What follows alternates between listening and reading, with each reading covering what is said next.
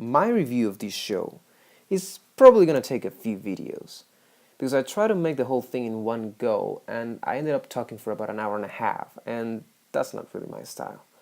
So I'll try to break it down in a few videos where I go to the point and let you know my thoughts on it very simply. And I'll try to avoid spoilers, but if I have to get spoilery, I'll let you know. In this video there's no spoilers, so don't worry about it. So let's get into it. I really believe we're living in the golden age of comic book movies. Have you guys thought about that? Like, we're really lucky. We should enjoy this. Because, my God, this show is awesome.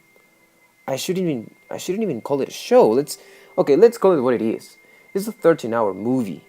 And it's funny because I'm not a bench watcher. But I sat for the first episode thinking, well, I'll watch as much as I can and tomorrow I'll see the rest or whatever. Because I cleared my schedule through the entire weekend so that I could watch this thing. And then I couldn't stop. I watched the whole thing in one night. That's how good it was.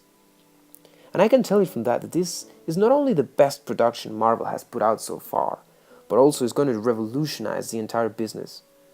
This production is the best adaptation of a source material ever.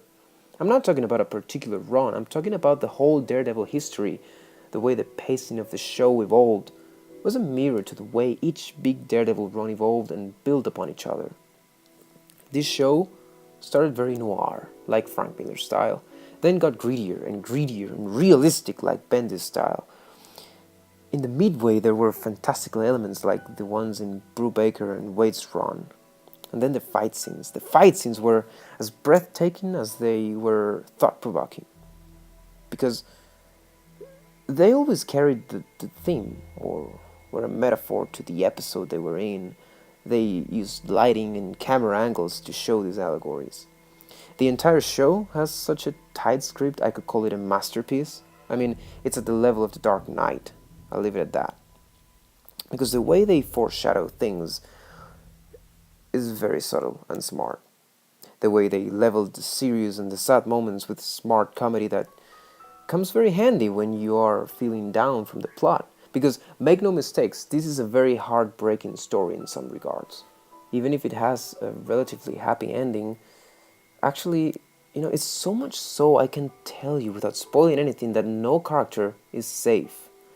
And I'm pretty sure nobody's going to Tahiti in this show, if you know what I mean. There's a brilliant take on Catholic religion here.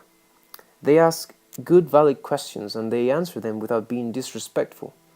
Following that regard, they tie in all these allegories to the never-ending battle between good and evil, and how there may not be any heroes or villains, but just people with different agendas.